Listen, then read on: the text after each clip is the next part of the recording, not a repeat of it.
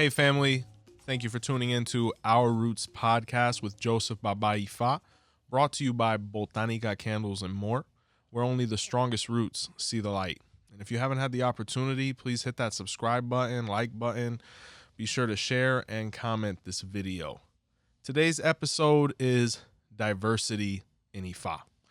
Our guest today is a gentleman that I esteem greatly, somebody with more 10 or 15 years of Orisha and Ifa initiation, a father, a brother, a gentleman. Please welcome me in introducing Mr. Erick Hawkins. How you doing, Baba? How are you, sir? I can't complain. Doing well. Beautiful. So before we move forward, let's want to give your credentials. What aspects of Ifa and Orisha have you been initiated into? Actually, in Orisha, I'm a son of Shango and mother Yemiya. Ifa, I actually became a 𝗵𝗸𝗶𝗲 as of a year ago, almost a year ago. Beautiful. And your Ifa name, if you'd be so kind. Nice. It's 𝗿𝗲𝗿𝗁 𝗵𝗵𝗍 𝗵𝗍𝗍. Yes, sir. Awesome. Now, just to kind of go from the beginning with you, what was your first experience with Ifa? Like, I guess, is it something that was in your home, or is it something that you found, divinely? That's a great question. Growing up, grew up in a Christian background. Okay. Attended church throughout my whole life. And I remember when I was young and kind of like had some experience as far as paranormal experience, but never could explain it. Obviously, it's something you kept secret because when you go to church, obviously, when you share this type of information with somebody, they'll say it's devil worshiping or something satanic. So obviously, as a young child, you keep that to yourself, and it's kind of hard to really get that guidance for somebody to help you understand what experience you just had. But with that being said, as I grew up and really started this type of lifestyle resonate with me in college. And I remember experience when I actually got robbed. I experienced the same paranormal activity as far as someone speaking to me that actually saved my life that night. I actually had a vision of myself being robbed before it happened, to the point that I actually pulled over and called my brother and called him and told him to look out for me that night because I felt something was going to happen. And as I'm seeing you now, I saw that same vision, like somebody's going to come rob me. And it surely happened as soon as I got to his house. Two individuals robbed me and pretty much told me to get out the car gunpoint, to the point they was going to kill me. But the spirit told me, hey, listen, don't do anything. I got you. Lay there. They're not going to hurt you. And you know me, I'm in college playing football. I'm like, no, I'm not going out like this. So I was going to attack, but that spirit said, it was a woman's voice, don't worry, I got you, lay here. And I did. Nothing happened. They ran off in the woods with the money that I had in my pocket, but at the same time, I was not threatened by any type of blunt force or anything like that. So I was definitely blessed that night. And so I thought about it. I said, whoa, there got to be something to this, right? How am I hearing these things? How am I seeing things that just happened to me? So that's when I really started delving into African spiritualism, because at that point I knew it was something bigger than myself. So I started learning more about Yoruba in college, and now I'm here. Yes, sir. Oh, what an experience. Up until that point, possibly now, just to kind of identify things, you identify as African American. Absolutely. Awesome. But recently, you had a ancestry test. Correct. What were the results of that? Great question. We found out that we actually 98%, actually 98.8%. Good Lord. That's a passing score. Yes, right? That's a great grade any course you take, God. Right? But 98.8% Nigerian from Yoruba culture. Wow. Yes. So it was quite amazing to know that, because I always felt very strong to my African centered beliefs, but never understood at least that part of Africa that we were from. Wow. Really impactful, really divine. You know, how did that make you feel? You know, when you find out you have that much lineage, because at that point it's mom, it's dad, it's going pretty much all the way back, I would imagine. You know, Correct. How did that make you feel as a newly identified Yoruba man? I mean, it made sense. It made sense why this particular lifestyle resonated with me. You know, Ifa, just in the religion itself, it makes total sense. It's like, because it's something that's within my ancestry that's been calling me throughout my life, especially when I first started really delving really deep into Santeria. Anytime I got a reading or with a 𝗃𝗏𝗏 someone, they always say Ifa was a part of my path. And obviously up until 2 years ago, you know, I kind of brushed it off a little bit, but it made more sense when I met you. And at that point, we really started working. Awesome. And just for everybody to know, I had the privilege of initiating this gentleman into Ifa 1 calendar year ago. Yes. Time has gone by, hasn't absolutely. it? And it's been nothing but an honor. It's been nothing but a pleasure.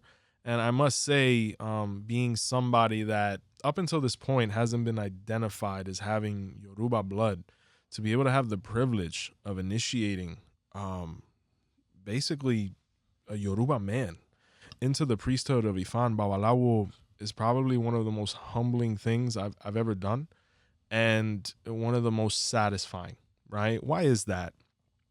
This religion is African, right? We were, you know, cursed and blessed with it arriving in Cuba. I say, you know, I don't like, maybe not cursed, but, you know, the process that we went through was very traumatic. Even till this day, we still see the after effects of it. But I say the blessing of it all because had it not been for this spirituality in Cuba, I don't know where Cuba would be. I don't know where, you know, Miami would be, you know, New York, the New World, you know, all of the places that Ifa's had the mercy to really enter and save. I don't know. So needless to say, when we find out Erick's Yoruba and we're taking him through this process, it's a very divine thing because it's really a gentleman getting back in contact with his roots, right? No pun intended. You know what I'm saying? And really humbling. So I guess I have to ask you now, what has been your experience as a Yoruba African-American man, 𝗵𝗏𝗏𝗏, in the Lukumi priesthood of Ifa? How has that experience been this last year to year and a half, up from preparation to ultimately initiation? How has that been? Great question. I can equate this to someone who actually, who is, I wouldn't say comatose, but I would say more like sleeping, right? Yeah. Just sleeping for years. I'm just turned 49. So up until that point, I was sleeping for 47 years. Wow. And what I mean by sleeping is that you don't know who you truly are. You know, you go through life, and I think I mentioned to this. I can't even speak right now, but mentioned this to you before, in regards to someone who's wandering around, trying to figure out who they are in their life. And when you wander around, you go to different avenues and you make mistakes. We all gonna make mistakes. Even if in any fight, you're still gonna make mistakes. But Of course. at least now I don't have to wonder no more. You know, now I'm not wondering. I know who I am, right? And I know what I'm here to do. And now it's up to me to really live that true, my life sign, my true purpose. And it gives me more purpose in life to be a better human to people, and be a better father, be a better husband, and just be a better human being in general to people. Because now I know that I'm here to help others, you know, and help explain to me all the things I went through in life, because everything in my life that has gone wrong primarily been to me, by myself. I actually caused those things to happen. And being that I know now what my true purpose is, now if I fall back to those negative habits, that's on me. Now going forward, it's only the sky's the limit. Beautiful. It's a nice shirt, by the way. Thank you, by the way. Yes. I would say one of the most gratifying things, because, you know, at the 𝗵𝗏𝗏𝗏, we see a lot of people, right? Mm-hmm. And we have a huge African-American demographic, you know, and I hear the same thing over and over again. I hear, Baba, you know, I'm new to this. I know that this is African. I know I'm African. I'm scared because I don't know what it really entails, but I can't seem to turn away from it. I can't seem to forget it. Yeah. And by no means do we have any issues with any other spirituality, but at least the people that have spoken to me, they're like, I don't feel welcome in church. And I asked them to elaborate. I'm like, what do you necessarily mean by that? And they say, it's not that anybody's mistreating me. It's not that, I'm being, ostracized. I just feel out of place. Yeah. And I tell them that is nothing more than that awakening process, like what you mentioned. And I tell you, the most humbling thing for me is bringing, facilitating that reconnection. Because when you look at a community that was displaced the way the African community was throughout the Caribbean and the New World, it was nothing short of tragic. It was nothing short of, inhumane. And to be a median where we can bring people back to their roots, back to their spirituality, is the most humbling and gratifying thing. And whether it's you, whether it's anyone from any demographic necessarily, it's the most gratifying thing, because Ifa is a world religion. Correct. Like I mentioned in an interview that we did with Emilio, the Ifa in prison interview, and you're going to hear it in the 𝗃𝗶𝗏𝗲 interview as well. Ifa is the number 6 religion in the world officially. Wow. Wow. And you got to imagine, not only African people are practicing it. That's Not true. only Spanish Cuban people are practicing it. The other day, I actually consulted a woman from Newark, New Jersey, right? She's Chinese and she has crown 𝗃𝗃𝗃. Wow. And when I sat down, I'm looking at her, I'm seeing the 𝗃𝗏𝗃𝗃s on, I'm seeing the 𝗃𝗃, I'm recognizing the signs, but I'm like, I got to throw the chain and see what's going on here. And she's like, yeah, I've been crowned for this much time, this, that, and the third. And I'm like, this is amazing. This is the religion of humans, right? I remember before I initiated you, we had a very open conversation, right? Because we're living in a time where everyone's kind of saying, who does Ifa belong to? Everybody's looking for that legitimacy to say it's ours, and I at no point will ever deny this is an African religion. This is a religion that was born in Africa, because we are all from Africa. We are all sons of Africa, daughters of Africa. I remember speaking with you. I said, Erick, you understand I am Cuban American amongst other things. You're a Yoruba man. You're not initiating into the traditional aspect. You're initiating into a creolized, even though it's a very complete system. How is this going to make you feel? What was your response to me? Response was basically, because somebody might take issue with that. Somebody might feel contrary to that, Yeah, of course. At the end of the day, it's not about the race of person to me. It's about who's going to bring forth the knowledge, because being that you said before, African people have been traumatized throughout life, being colonized, and a lot of us not realizing that, and I'm going to speak for myself, I'm not going to speak for all the African Americans. Of course. But coming from a colonized system, basically somebody's coming in to force something on you, force a belief, right? Taking away your religion, your belief, took away your family, all these things, right? Now, there's great aspects of Christianity, but the people that imposed that on us took a lot of that stuff away, especially family, destroyed the family. So with that being said, it's not about who's bringing, what color the person looks when they are initiating you or bringing you information. It's what the knowledge is and what type of spirit they have, right? So when I met you, obviously, before, I was looking for any person that can teach me in English, right? And my heartburn was individuals that only spoke Spanish. They had great hearts. They wanted to teach, but they couldn't speak the language that I need them to speak for me to understand, right? Correct. So with that being said, finding you was a game changer for me, because not only you can speak Spanish, but you also can speak English, something that I can understand, something that now I can start practicing what I already knew, because that's the definition of education, to bring forth what you already know. And you helped me bring out what I already know. So thank you for bringing that back to the forefront for me. No, and thank you for the confidence. You remember when we met outside remember when I came out of the the bathroom Of door, course, and you were yeah. like, "Hey, man!" And Yeah, I was like, yeah. "Oh God, what did I do?" Yeah. But really beautiful moments. How has your experience been being an African American man initiated into Cuban Ifa? Within this past year now, have you felt like you've been able to really immerse yourself? Have you felt accepted? Have you felt like you've been able to excel? 100%. It's so funny because a lot I'll of people. attest to that. Yeah, The 100%. amount of growth that you've had is 100%. exponential. Yeah, because there's a lot of people probably right now think I'm Cuban. I mean, yeah.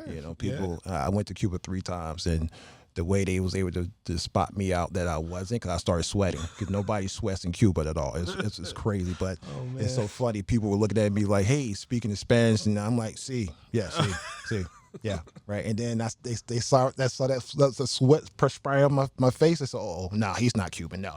Oh, but God. but the good thing is, man, it's like it's so funny how people will look at African American person and have these 𝗃𝗍𝗃𝗍 on and, "Oh wow, why you not doing 𝘃𝗶𝗱𝗃𝗍? That's not accurate." Yeah. Well, at the end of the day, what resonates with you is what's most important. Yeah. And the respect that I get on this side and on the other side is, unmatched. So You're 𝗃𝗍𝗃𝗍. it's how you carry yourself at the end of the day. It's not where you ask. It's not where you're from. It's where you at, right? So basically, in the day, if you carry yourself in a respectful manner, anybody will. They'll definitely respect you. But if you out here looking like a clown and doing things outside of what you should be doing as a 𝗃, then they're not going to respect you. And that was such a huge thing for me, bringing you into this fraternity and priesthood, is making you feel welcome, because there is that stigma. I've spoken to many African American brothers, and they're like, "We love Cuban Ifa, we love Lukumi," but either there's that language barrier or there's that disconnect culturally, and that was a big thing when I was really considering beginning to initiate Babalawo, because I was somebody that wanted to really prepare himself before I bring somebody else in, because I know the responsibility it took making sure that if this demographic is looking to me to create that reconnection, making sure they feel welcome, making sure they feel stimulated and nourished, because I did not want to bring anybody in that wasn't going to get the full experience. Correct. And I think in the plantas we've worked, the Ifas we've worked, the functions we've worked, you're right in the mix. You know what I'm saying? That's not even, we're conversing this now because of this medium, but really when you walk this fraternity, especially now with the different, mentality of priests, especially my generation, it's very all-inclusive, to the point where whether it's an 𝘃𝗍𝗃𝗍 brother, a Lukumi brother, whoever it is, you're a brother. You know what I'm saying? It's kind of like the traveling men. You know what I'm saying? If you're a brother, you're a brother. This shouldn't have an indication of anything. Correct. I'll say this, the real goal of this episode is to speak on that. Why Ifa is worldly, why Ifa is global. When we look at our base ancestors, when we talk about the sacred seeds of Ifa, 𝗃𝗶𝗱𝗃𝗍 and 𝘃𝗶𝗱𝗃 said that, our ancestors are the 𝗃𝗃, and what's your name in Ifa? 𝗃𝗶𝗃𝗃. 𝗃𝗶𝗃𝗃. It says he is the brilliant color of the seed of 𝗃𝗃, right? And when we talk about 𝗃𝗶𝗱𝗃𝗃, he said these are our ancestors, right? That deserves homage. That deserves love and respect. And, now branching off from that, as human beings did and evolution, made happen, I really want to delve into all of the different groups that 𝗃𝗏𝗏 initiated and really interacted with. Because this guy, I'm not going to over delve into him because we're coming out with a whole new video on him, but this guy was miraculous. 𝗃𝗏𝗏 spoke every language. 𝗃𝗏𝗏 reincarnated in every skin tone, every spirituality. He didn't just practice Ifa. He was a Hindu. He practiced Buddhism. There's even Odus where 𝗃𝗏𝗏 was Jewish, and none of it ever interrupted his Ifa practice. And the first Odu I want to base myself on is yours. 𝗃𝗏𝗏𝗃 or 𝗃𝗏𝗏𝗃. There's a verse there, and it's a verse that has to do with 𝘄cie, our good friend, where it speaks of when the African man accepted and interacted with the non-African man to be able to progress.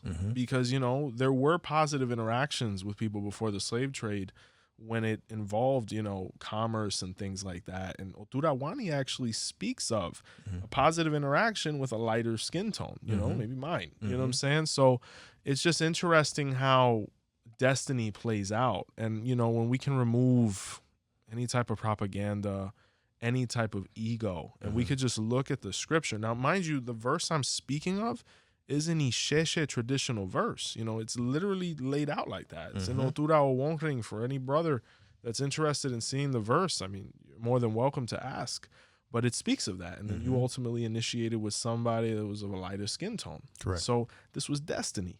Just like every time we select an elder or we go through a process with someone, 𝗃𝗵𝗃 is beyond anything that has to do with ethnicity or origin. Correct. It is energy. It means my energy was compatible with yours for that alignment. 100%. The same way mine was compatible with my godfather's and all the way back, Other verses that specifically speak of, people of a lighter skin tone, or, I won't say Caucasian, but maybe possibly, initiating into 𝗃𝗏. There's a verse in 𝘃𝗶𝗱𝗲 that speaks of this as well. It touches on the albino, even though it's technically not white per se. It is a different skin tone. It is when they were initiated, where they were identified as having quite a bit to do with 𝗃𝗏𝗍𝗏, and 𝗃𝗏𝗍𝗏 created them, and he said, I want these gentlemen to be 𝗹𝗶𝗸𝗲. I want them to be initiated and not discriminated against, because they have great things to bring as well. So even within the 𝗃𝗏 scripture, it speaks of a time when, even though it started in a place, it was time for us to be able to grow. We have to intermingle. Correct. It's the only way. If we're able to preserve a bloodline, that's beautiful too, because, everybody's destined for different things. But there's no way that we're going to be able to avoid that, interaction. So many beautiful things and people came from it. And in the 𝗀𝗲𝗿𝗀𝗏𝗃, it also speaks of when the white man was initiated into 𝗃𝗏 by 𝗀𝗲𝗿𝗍𝗏 himself, right? At least in the case of the story, he kind of got ahead of himself and stopped listening because he was excelling very quickly. But needless to say, 𝗀𝗲𝗿𝗏 saw him capable and eligible for said priesthood. Did he make some mistakes? Yeah, he did, like everybody else. But it speaks of that there, right? So I'll say this: you being Afro-descendant, do you have any issues with people of a different ethnicity initiating into 𝗃𝗏? Do you feel like it's an egregion against the spirituality? I'm going to say 100% no, because at the end of the day, we all have a spiritualism within inside us, a soul, right? And at the end of the day, it doesn't matter what color you have outside. That's just I call that this is a vessel, right? Yes, sir. We're carrying this soul, right? That's what you look at. End of the day, if for me to say 𝗃𝗏 just for black folks, or 𝗃𝗏 just for white folks, or Cubans, or Cuban, for them, separatism, then why would I join this? Absolutely. At the end of the day, this is not for humanity. As becoming a Baba Ifa, you are working for humanity and making people better people.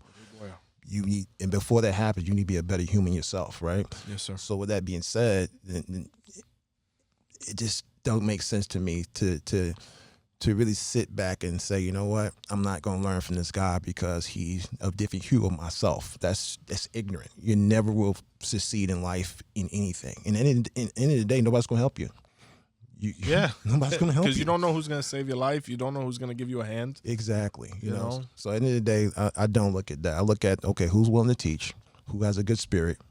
That's who I'm going to ride with, that person. Beautiful. There's a pataki in the 𝗀𝗲𝗿𝗀𝗃, where it speaks of 𝗀𝗲𝗿𝗀𝗃 when he was in Africa, in Nigeria. And he was practicing 𝗃𝗏 at a stellar level. Stellar. Like, he was completely results-based and oriented. There's not one issue that 𝗀𝗲𝗿𝗀𝗏 didn't resolve, right? Now, when you look at, various Odus, 𝗀𝗲𝗿𝗀𝗏 reincarnated in every shade, right? So when he was attending to his, tribe, the Yoruba people, he noticed that he wasn't being appreciated. There was so many babalaos, and, these were such miraculous people where it was almost magical, like where there really were no issues, and I do believe there was a point in human history where we were good. We might not have had as many issues as we do now, just based on the contact we had with the spirituality so many eons ago and in its purest form. They started mistreating him. And, you know, he was really perplexed by this. He's like, I'm doing so much for my people. And, you know, I want to get that recognition. I'm not even trying to get a plaque. I'm just trying to, you know, thank you, you know, at least don't insult me. You know what I'm saying? And he went to the ocean and, you know, he was crying and he was sad. And 𝘃𝗶𝗱𝗏 was there. And he said, what's the matter, 𝗏𝗲𝗏? He's like, my people hate me. You know, I don't know what to make of this because this is my home. This is what I know. Like, I'm very sad. You know, my own family. And 𝘃𝗶𝗱𝗏 said, if you give me a rooster, I'll take away all your problems. And 𝗃𝗏𝗿𝗏 was like, all right, I'll give you the rooster. That's why in 𝗃𝗶𝗱𝗏, you give the rooster to 𝘃𝗶𝗱𝗏 at the beach, right? 𝗃𝗶𝗱𝗏 also was a flutist. 𝘃𝗶𝗱 has this thing with the flute, and 𝗃𝗶𝗱, it speaks of where 𝘃𝗶𝗱, like the musical instruments, you know, 𝗃𝗏𝗵𝗔 speaks of this as well. Whatever. 𝘃𝗶𝗱 became interested in 𝗃𝗏𝗿𝗏 because that was kind of his therapy. So when he does the obra, or the work, 𝘃𝗶𝗱 gives him a boat. And he says, you need to sail and never come back. And 𝗃𝗏𝗿𝗏 was like, no, you don't understand. My wife is here. My family's here. Like, 𝘃𝗶𝗱 told him, if you want to survive, if you want to thrive, you have to go. And this was very traumatic, but 𝗃𝗏𝗿𝗏 was at his wit's end. He's like, I can't deal with these people no more. They don't show me no love. So 𝗃𝗏𝗿𝗏 left. And he landed at an island that is now identified as the Canary Islands, right off of Spain, ironically. And he noticed that the people looked very different. And when he arrived, he was initially scared because, you know, what's different could possibly hurt you, especially at a tribal time like that. And, you know, they said, who are you? He said, I'm 𝗃𝗏𝗿𝗏. They're like, what do you do? He says, I'm a babalawo. They're like, what's that? I'm an Ifa priest. You know, I work with nature. And they were like, oh, give us a reading. 𝗃𝗏𝗿𝗏 started consulting. 𝗃𝗏𝗿𝗏 started performing a bow. 𝗃𝗏𝗿𝗏 started initiating the men from that land. And things went wonderfully. He was a god, like he was supposed to be. But it was just that he was different. He was celebrated, not just tolerated. So when 𝗃𝗏𝗿𝗏 left Africa, and this is really a metaphor for, unfortunately, the slave trade, you know, the boat, the transculturation, the leaving, you know, it's a very profound pataki because it really explains why, unfortunately, we had to go through this horrid process just for, because Ifa would have never left Africa, possibly. It would have been there, you know? And things were going horribly for the people back in Ife. So they performed divination. 𝗃𝗏𝗿𝗏 was revealed, 𝗃𝗏𝗿𝗏 Zodu, and they started screaming to the sky, like, please come back. 𝗃𝗏𝗿𝗏 heard them from across the ocean, or whatever strait is there. I'm not sure, the Iberia, I'm not sure. Geography was so many years ago. But he said, I can't go back, because 𝘃𝗶𝗱 told him not to go back, because he says, when you go back, they're gonna make you a prisoner, or they're gonna kill you, because they're gonna blame you for what's going on. And then that sign was where 𝗃𝗏𝗿𝗏 left Africa to never come back. But he started initiating other people. You know, if we look at that symbolism, you know, a lot of people interpret the Canary Islands as Cuba, as, you know, where the Spanish man or the Hispanic man or the indigenous Taino, Siboney, whatever you want to call it, man, was initiated in Ifa by 𝗃𝗏𝗿𝗏. Because he realized that Africa was good. They had babalaos, they had knowledge, they had grace, they had all these things. It was time to save the rest of the world. And that was 𝗃𝗏𝗿𝗏's thing. And the Odu Salafo, he came down to save the world, and, you know, he never finished. That's why he never left. That's why we still have this here, right? You know, speaking of 𝗃𝗏𝗿𝗏 kind of going to, you know, I guess Cuba, how was that first trip going to Cuba? Where'd you go? I went to Havana. Nice. It was amazing. I felt like I was home. I mean, the people were very nice. I'm not gonna lie. At first, I was nervous being in Cuba because, you know, communist country. You don't know if you're coming back. You don't know. And in the cars, obviously, then no AC in the cars, you know. Right. But I tell you, the people were very welcoming, and probably nowhere I've been thus far that people have been that welcoming. Yeah. I mean, you're a foreign face. You're somebody that you give them hope. You know what I'm saying? And it's Africa. The reason I say that is because Ifa is so alive. You know, you might go to Lagos and you might see somebody, you know, going around in the Egungun masquerade. You might go to Cuba and see somebody feeding 𝘃𝗶𝗱 on the corner. Like, it's so alive. Correct. You know, and you can see how 𝗃𝗏𝗿𝗏 instilled Ifa in us, and, you know, everyone, to where they took it to heart. Yeah. And they live it and they breathe it, you know. Another pataki that really touches on, where 𝗹𝗶𝗸𝗶 really expanded Ifa. It's found in the 𝗿𝗲𝗿𝗲, and it's also found in the 𝗿𝗲𝗿𝗲𝗃. And in this sign was where 𝗿𝗲𝗿 wanted to install judges and governors, really governors on earth, right? So he went to his son Shango, and he said, son, I want you to go down to earth and travel 16 lands and find me 16 men that uphold our concepts, our morals, who could be that example. I want you to find perfect men and initiate them as 𝗵𝗸𝗹𝗶. And Shango said, I got you. Because one thing about the son of Shango, don't tell him to do something and he's not going to do it. Mm-hmm. He's going to fulfill, So Shango goes down from heaven to earth and he lands in Ife, right?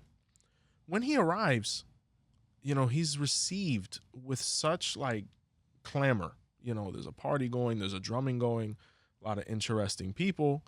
Shango got a little distracted and he started immersing himself in all the homage people were paying him or giving to him. So needless to say, he didn't find the guys. So time goes by and 𝗿𝗲𝗿𝗏 says, Shango hasn't checked in. Mm-hmm. So he goes to his younger son, Orula, and he says, I want you to go down and see what your brother's doing because, I need guys. I need, And Orula goes down and he sees his brother partying. He's like, bro, what are you doing? The 𝗵𝗸𝗶's waiting for you to handle this. You're partying, you're indulging. Mm-hmm.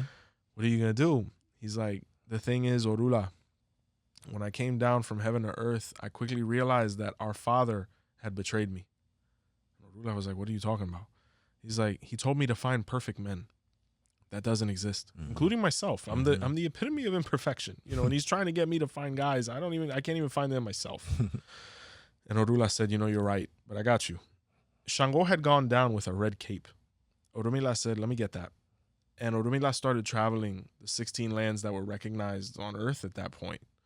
And in each land, he didn't find any perfect, but he found somebody great. Mm-hmm. And he gave them a section of that cape to each of them. And it was going to be the symbol of them as 𝗵𝗸𝗹𝗶. That's why in Nigeria, you'll see that the Awos, they dress a certain way, like 𝗃𝗍𝗃, they dress beautifully. Those things are not cheap, by the way. The way the Araba and the Alafing and all those guys dress, they're doing it. So at that moment, 𝗿𝗏𝗏 goes back to heaven. And he says, Father, you gave us an impossible task. I didn't find anybody perfect, but I found 16 great men. He's like, well, what parts of Nigeria are they from? He said, I found one in Nigeria. I found one in Africa. He was like, where is everybody else? He's like, well, I found one in China. I found one in the Middle East. I found one in the New World. I found one here. I found one there.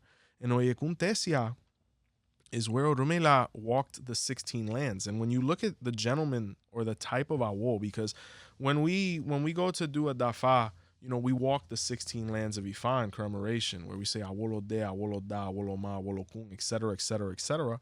Some of the people that were initiated were very interesting when you translate it. He initiated 𝗿𝗏𝗏𝗏, which was the albino gentleman, right? He initiated 𝗿𝗏𝗏𝗏𝗏𝗏, which was the blonde gentleman. Not to say that it doesn't happen within a gene pool where, someone of a darker skin complexion can come out with blonde hair, but it's more commonly associated with, Western Europe, Northern Europe, United States, etc. 𝗿𝗏𝗏𝗏𝗏, which is the Awo of the sweet potato, the gentleman who had the complexion of the sweet potato, a nice reddish hue.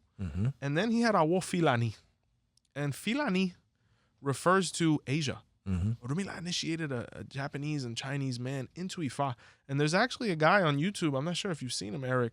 There's a Chinese 𝗵𝗸𝗏, and he's killing it. Wow. He's doing his moyuba, he's throwing the chain, he's doing it. Wow.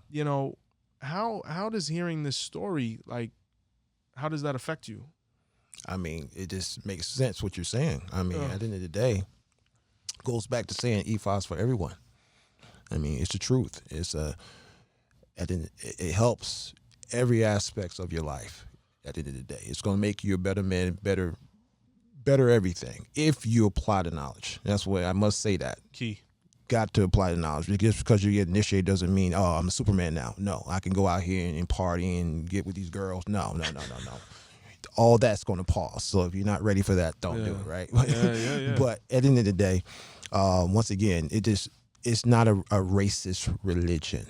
By no means. This is the religion of man and woman. 100%. And it's for every hue. It's not for just, there are some religions that obviously identify with other certain races, right? Yeah, certain ethnicities, sure. It happens, right? But this doesn't do that. No, 𝗲𝗏𝗏 recognized, this is the faith of and spirituality of man and woman. Correct. I think, I give a lot of thanks to our elders, right? Mm-hmm. Because we're talking about diversity. We've talked about skin tone, ethnicity, race. We've kind of hashed that out. Ifa has a place for everybody. Mm-hmm. Not everybody's going to be in the same place, right? Correct. So I get a lot of questions from my wonderful viewers, right? And one of the questions I get is, where is the place of the gay or lesbian person within Ifa, right? Mm-hmm. We're talking about a demographic that's constantly being ostracized, Mm-hmm. Yes. In modern times, we've seen, obviously, that, open up quite a bit but you never know how intense it really is unless you're living, that lifestyle. So I remember, and I love my godfather for this because I'll never forget, when I initiated into Ifa, you start studying, Mm-hmm. right? Correct. And one of the odus that I studied was 𝗹𝗶𝗸𝗁. In 𝗹𝗶𝗸𝗁, there's a pataki where 𝗹𝗶𝗏𝗏 was a babalawo, right? And he was practicing Ifa, but his practice really wasn't doing that well. He wasn't bad, but he wasn't stellar. But 𝗹𝗶𝗏𝗏 had a brother, and his brother would throw the cards. His brother was gay, right? And he would throw the cards with his partner, and they were killing it. I mean, that house was packed, right?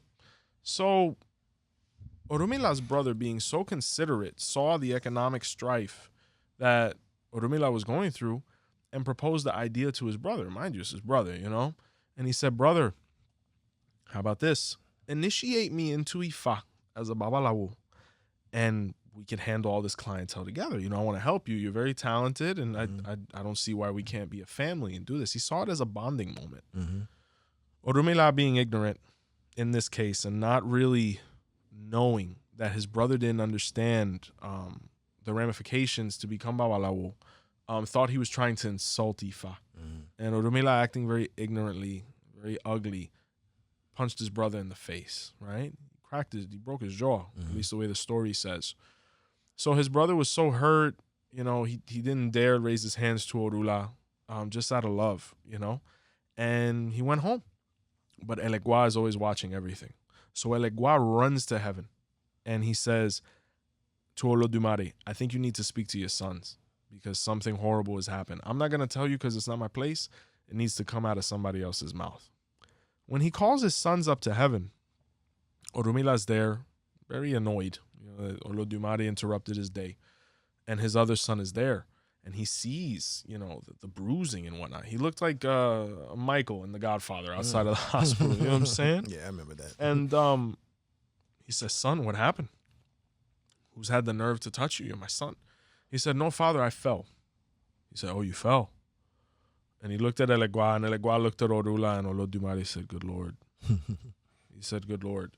And Olodumare looked at 𝗹𝗏𝗏 and said, you did this to your brother. Why did you do this? He said, because he insulted Ifa. He knows he's not eligible for Ifa. So he was trying to insult us. And Olodumare said, no, he wasn't. He was trying to help you because you're not doing very well in your Ifa practice. So he wanted to share some clientele with you.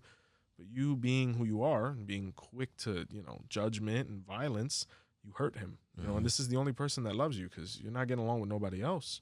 But he's like, I got one for you. Those hands, cursed, right? And at that moment, 𝗹𝗏𝗏𝗏's hands basically became handicapped, right? Why did Olodumare do this? He told 𝗹𝗏𝗏, I'm doing this to your hands so you can't hurt nobody else, And I want to teach you some humility because you struck your brother. From this day forward, for you to be able to survive, you need to live in your brother's home and you need to be spoon-fed by him and his partner. For 𝗹𝗏𝗏𝗏, this was the ultimate humility pill, right?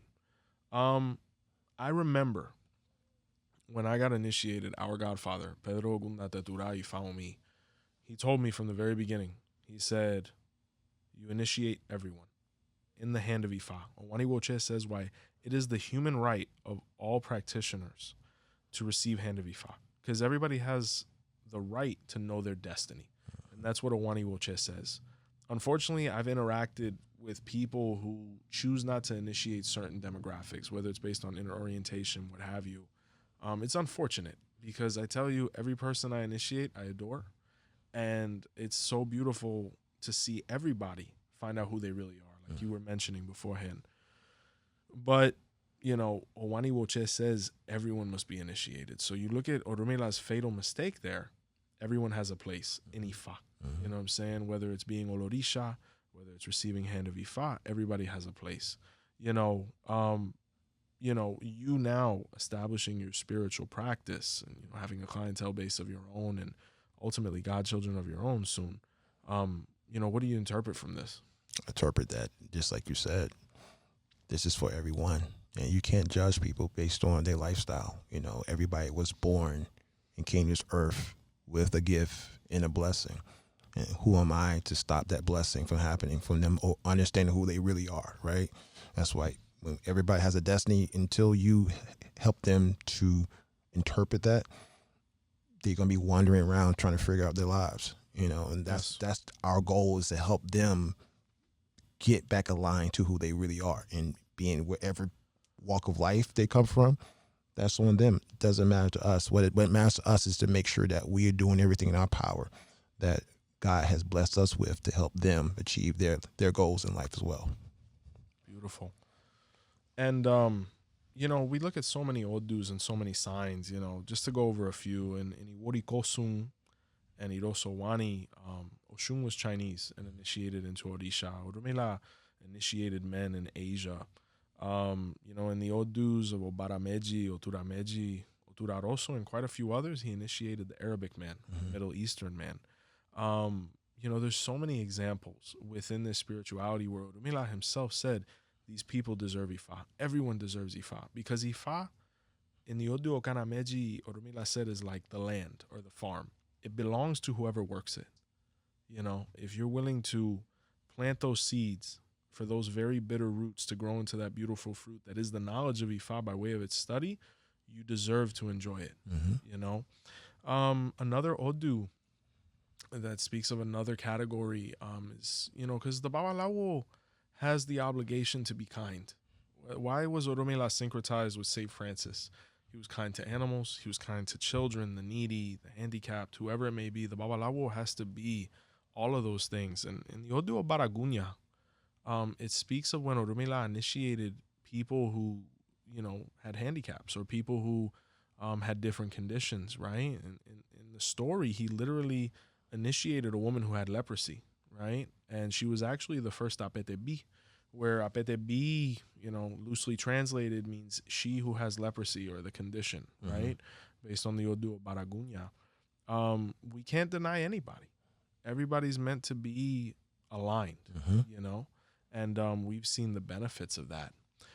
How do you feel about, the diversity in Ifa now? Do you feel like it's provided a richness to you now delving into this priesthood? 100%, because now it's opening me up to understanding different people in the world as well, especially from being more patient with people as well, because I was very impatient with any individual that I knew. Yeah. But it's definitely been helping me as far as just seeing the world from a different perspective, from perspective of once again, understanding that we are vessels. More importantly, everybody are here for a purpose. And just because we have a certain hue on our skin doesn't mean we can't learn from each other. If that's the case, we all would be one hue. Yes, sir. And we're not that. And at one point in life, I believe we were. Yeah, sure. When we started out. Obviously, and now we're not. So therefore, we need to learn how to really coexist with each other, because if we don't, this what we do now could perish, and we don't want that to perish, because this is allowing people to align to their destiny, knowing who they are as people, and this, I believe, is the prescription for world peace. Ifa is the prescription for world peace, because it's going to help you identify the aspects of people to make you have a better understanding of who you're dealing with. So everybody can get along. We've touched on so many beautiful things. You know, I really love it if you mention your father. Absolutely. You know, and your mother, if you could just mention their names. Of course. Because, you know, they had such a huge role. Yes. Of us kind of not only getting to know each other, but taking those next steps. If Absolutely. Go ahead and do that now to mention Mr. Hawkins. Absolutely. My father's name is Charles Hawkins. He hails from Georgia. Very powerful man, very patient man. He always spoke. He never rose, you know, his voice. He Didn't need to. He was very calm always. This is a man that I only heard curse one time, and the curse word was start with a D. Oh, Lord. It wasn't really a curse word to my. He didn't drink, he didn't smoke, so he was a great example of a true father, right? My mother, she was a saint, right? In my opinion, obviously, because I'm her son, but if she was crowned, I would think she would be a daughter of 𝘃𝗻𝗇 because of her attributes. I mean, she was very motherly, and she was very, she demanded respect, you know, and somebody who was around her that did not do what she felt that was respectful, she would call them out, and she didn't care who this person was. I remember my father was telling me he was at one of my track meets, and there was some guys from Miami in the crowd in the stands, right? So my father, being as humble as he is, I believe he'd been a child of 𝗿𝗲𝗹𝗁 if he was crowned, right? Sure. So these individuals were cursing in the stands, right? So my mother, she turned around, oh Lord, and she said, "Hey, y'all need to stop Miami guys doing what you're doing, right?" Being from Miami. And my father like, "Okay, there's 5 of them right here. You need to sit down. Let me calm down." But she didn't play it. You know, at any given point, you better be on point with her. But that's the person she was, and she wasn't scared to speak her mind, right? But that was her. But both of them together, amazing parents, and really appreciate them, everything they done for me in my life, and I wouldn't be here without them. Now, why do I mention them? Apart from what I've stated, I thank them for making the man you are. Thank you. You know, and I really feel like you are one of my greatest accomplishments, period. You know, thank you. To bring you into this priesthood and see how you've excelled, it's been nothing but a privilege, right? My regards to your family. Thank you. Tanisha was good. You know, Elijah was good. Yeah. Your daughter, you know, studying. Your father, you're an entrepreneur. You're a businessman. You're an example. You're a brother. Thank you. You know, and what I basically, you know, bring in this full circle, such a beautiful moment on opposite sides of the table. What words would you like to leave to the community based on, you know, Ifa, diversity, and, you know, what would you like to say to the public? Well, what I had to say may take hours, but to sum everything up, I would like to say this. Definitely have, what's the best word to say?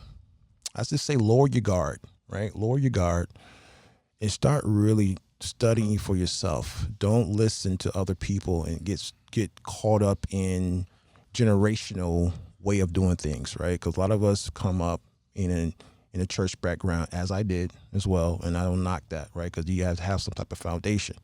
But there's more to life about religion, spirituality, anything you want to imagine. But we have to explore those things, right? And more importantly, don't get caught up in looking at the hue of somebody's skin, because just because they are white, just because they are black, doesn't mean they can't teach you, and it doesn't mean you can't relate to them. Look at what's within them, because sooner or later they're going to tell you who they truly are, right? So obviously you test the people that you're trying to get trained by, but at the end of the day, if they're knowledgeable and they want to share the information to make you a better human, why not, right? So what that has done for me, it definitely changed my life, and honestly, really thank you for being in my life, because like I said, that one day when I met you back in October 31st, whatever that day was, coming into the store, I changed my life completely. And everybody who's been a part of my life prior to that, they've been helpful as well. And kudos to them, because everybody's in your life for a reason. But this right here, right now, is what I needed. And like I said, being around you throughout these couple of years now, I've learned probably more in my life than I've learned in 15 years than being a part of religion. So kudos to you, and thank you for that information. And I want to give a shout out to my wife. Shout out to T. Wonderful woman. Shout out to Chop. Yeah, my son and my daughter. So thankful to them. They had to be a part of this. They grew with me as I was a part of this religion. Family. They've been patient with me, and they wasn't judging me. So that's another great thing about it too. They supported you. Yeah, throughout the whole way. I want to say thank you so much for being here. Thank you. I love you dearly. Love you too. Family, thank you so much for tuning in to Our Roots podcast with Joseph Baba Ifa. Where only the strongest roots see the light. Brought to you by Botanica Candles and More. What are some things that are going on with us? Spiritual mentorship programs, Ifa classes, merch. All of these things will be in the description. Be sure to subscribe, like, comment, share. And until next time, see the light.